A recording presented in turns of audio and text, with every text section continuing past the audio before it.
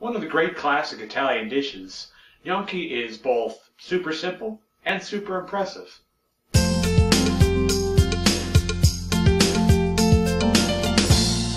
Today we're using potatoes, I have the yellow ones, and flour. You can also use eggs, but they tend to make the gnocchi a bit chewy. For the sauce, we're going super simple with some brown butter and sage. Classic. Preheat your oven to 400 and bake them for 60 minutes, or 45 if they're small. While that's going, let's make the sauce. We're starting off with some sage, so we're going to give a rough chop. Basically what you're going to do is you're going to take your herbs, or whatever you're going to cut, and you're just going to roll it into kind of a cigar shape. Then, take your knife, chop away.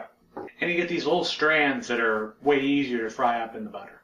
Ah, butter. Giver of life, maker of wonder. Today we're going to make it into a really great brown butter sauce. What that means is we're just going to heat it until all the water is evaporated. Once that's done, the oil left over will start to fry the milk solids and give them a nice caramelly taste. Make sure you do this over a low heat so that the first butter doesn't burn before the last butter has a chance to even melt. Butter's going to start giving off some steam, so you just want to keep stirring around, make sure it doesn't burn on the bottom, and just wait patiently. It'll be worth it. I gotta tell you, the smell of melted butter is probably one of my top 5 favorite smells of all time. When it stops foaming, turn off the heat.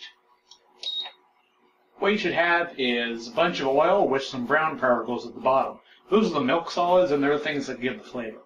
It's very important that just because it stopped foaming, it's now, instead of being hot water and hot oil, it's now just 100% hot oil. Time to deep fry some sage.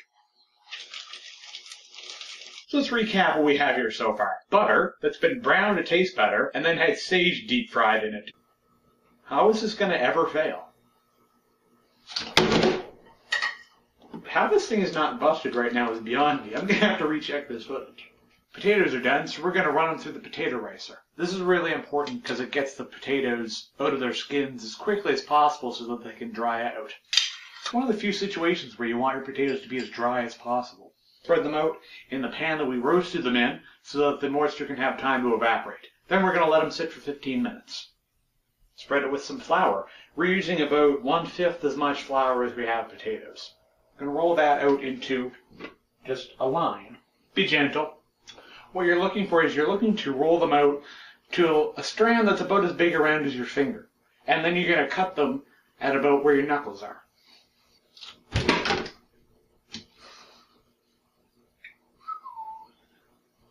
So what you're looking for is something like this. And now what you're going to do is you're going to take it and you're just going to roll it down your fork with a little bit of pressure.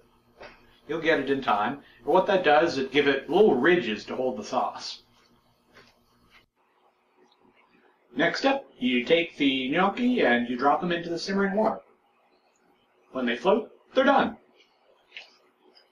It's kind of like magic, but basically what's happening is the water inside the gnocchi is turning to steam, and that's making them lighter than the water rather than heavier, so they float. One of these things is called a spider. It's great for things like this. And so it goes. As you pluck out the ones that are done, put in ones that aren't. And now for the final act, we're going to take this beautiful brown butter and sage sauce and toss the gnocchi in it.